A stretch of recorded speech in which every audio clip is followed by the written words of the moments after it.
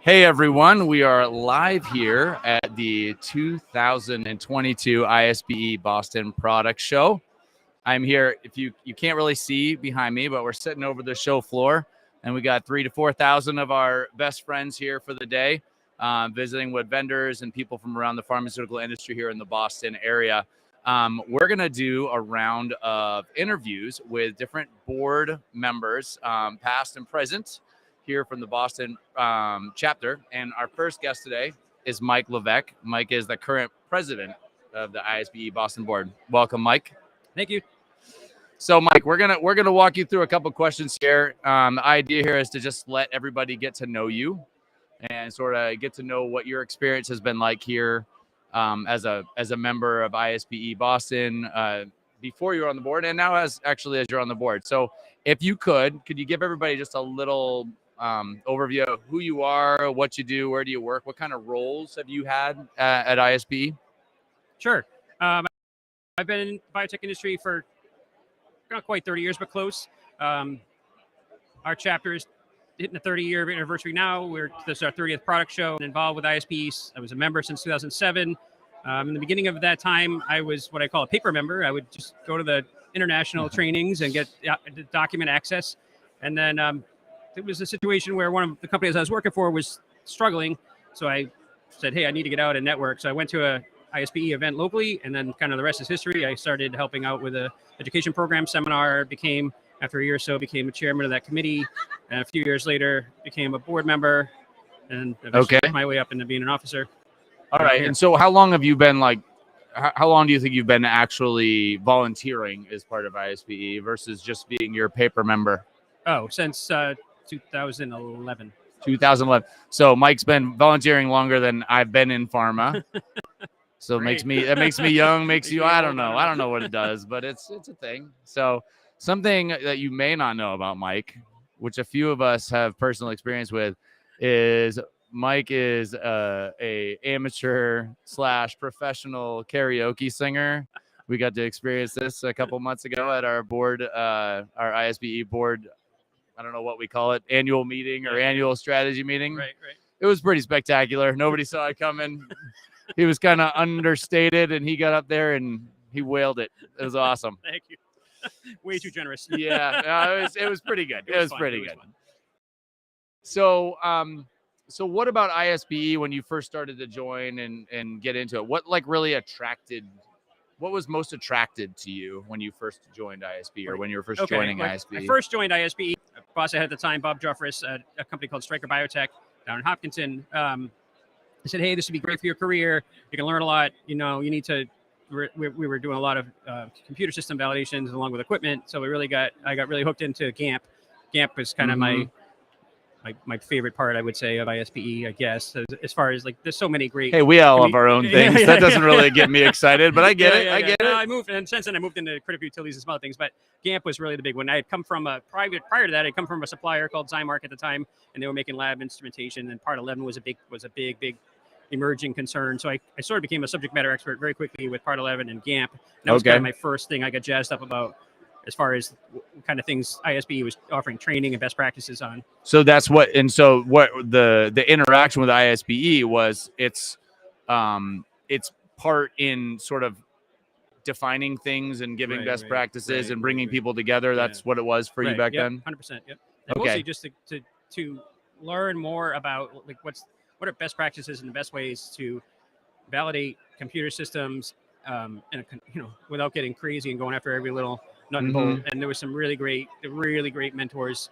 teaching those programs. And since then the industry's changed and we're getting into leveraging, risk-based validation. So we're leveraging C&Q where we can and minimizing how much paperwork we actually deliver. The whole big thing about it's easier to be compliant if you make the job itself easier. If you give somebody a 300-page protocol, it's probably gonna take a while to review that. Never mind get it done. So So as you started, so you were using the services, if you will, of ISBE. Yes, yeah. So what sort of helped you or sort of encouraged you to make that transition from being a member and getting to being a member and sort of being on the giving side of things? Right. Well, I have a long history. If you were at the keynote speech, I talked about my whole life history. And since high school, I've been, just a volunteer always wanted to give back to the community. And then eventually I got sailing is my big hobby outside of this stuff. And I eventually got to a position where I was always giving back. I was just an officer, a race official through U.S. Sailing. So I've always just been instilled in me by my mom to always give back, and my grandmother. And so I thank them for that. But when I got into, like I said, I had gone to this local EPC event. It was being hosted at Genzyme in Framingham. Jack Campion was running the EPC at the time, and he said, "Hey, next week we're running a brainstorming session. We want your ideas. What you know what this is like now that you've been involved, but we want your idea." And this has been the best thing about the chapter is we go off of surveys, go off of input from members, and like, what do you guys? It's not what do we want to teach you, it's what do you want us to. Yeah. So I went to that, and that was a great session. And oh, by the way, we need volunteers. Literally, that was it. And I was like, all right, I'm here. I need to network. I need to get, because like I said, the company I was working for was not doing great at the time. So that was really how I got into it. And Pete Fox was my first co-chair, co-manager, and it was an LC consortium, extractables and leachables, at Abbott in Worcester, and he had already set the whole program up. My name shows up on the slide. I'm like, I didn't do anything. I felt so awkward. But then over the next year, started running more programs, going to all the meetings, and Jack Campion took me aside. Jack still denies this, but he took me aside in the parking garage below Genzyme. It's always Genzyme, but Genzyme in Cambridge. And he's like, "Hey, you're really active. I need to move on to the board. You'd be great to run the committee." And that's how I got really involved with really helping manage stuff. Got you stuck. Yeah. So no choice after that one. Yeah. So another little thing, a little side note about Mike is he had to wipe the sweat off from running up here because he was like 5 levels down here at the stadium giving a speech at the Optum Lounge, and his watch goes off and says, "Hey, you're supposed to be with Jesse right now." So he left it in other hands, and he ran up here, and he made it on time. So appreciate that. Joe Andruzzi's down there giving a speech about he has a personal foundation that he's created for assisting families that are battling cancer financially. So people who, you get cancer, you can't work. If you're the breadwinner, you got to pay the bills. So his whole organization is to help with that. Yeah. Excellent. All right. So couple like a little bit less solid questions here, more just like experience. What has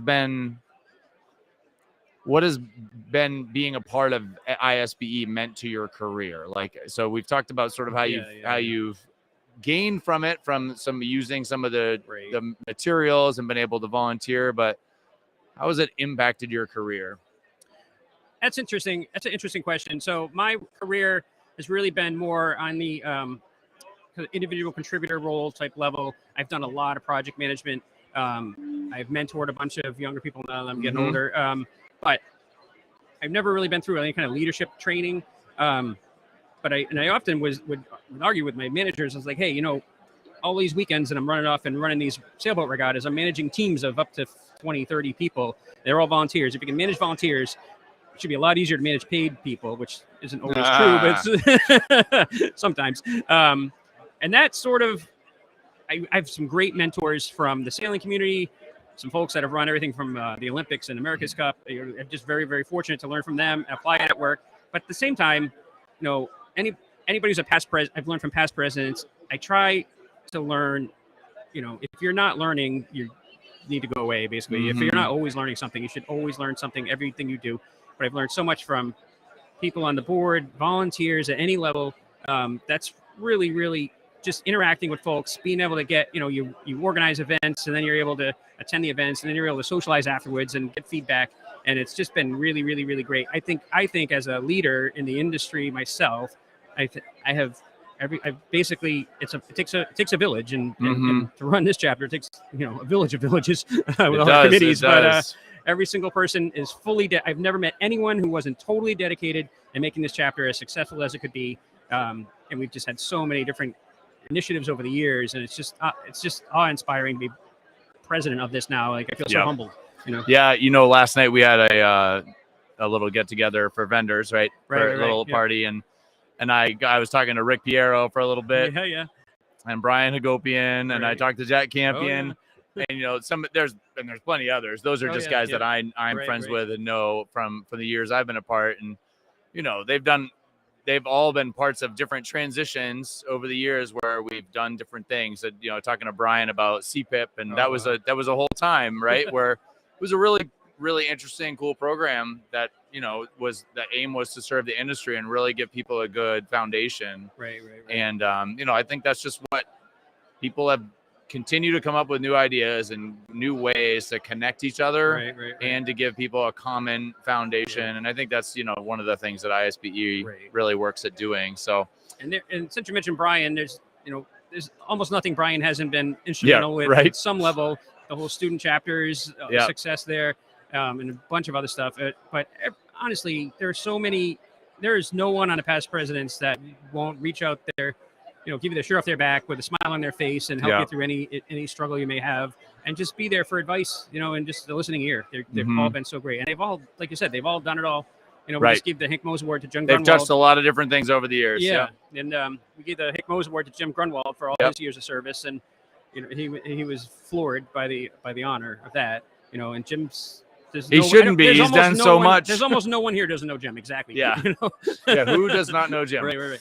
Yeah. And it's really cool to see, you know, all these people that have come through and led the Boston chapter over the years. They've just done so many different things. So, I don't know if this is maybe redundant to some extent, but if you have a story, I'd love to hear a story of something that's gone on in your career that has had kind of a meaningful impact as we close this out. Or not.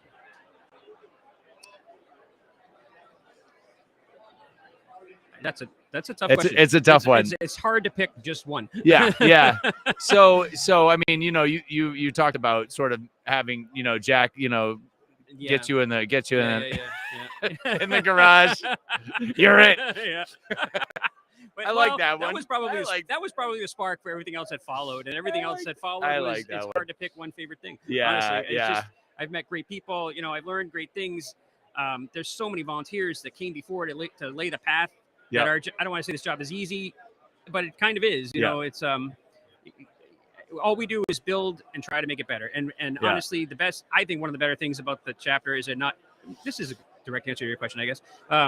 Not afraid to change. And in my life, I've always hated change. Yeah. Like, I want stability, but it doesn't work. As you know, the show wouldn't be as big as it was if people weren't bold enough to take the initiative to keep making move changes. It out of Boston, move it out of Cambridge, get it down here. Go, you know, originally we had just the east side, and we moved it to the west side. So it's like, embrace change, be willing to take risks.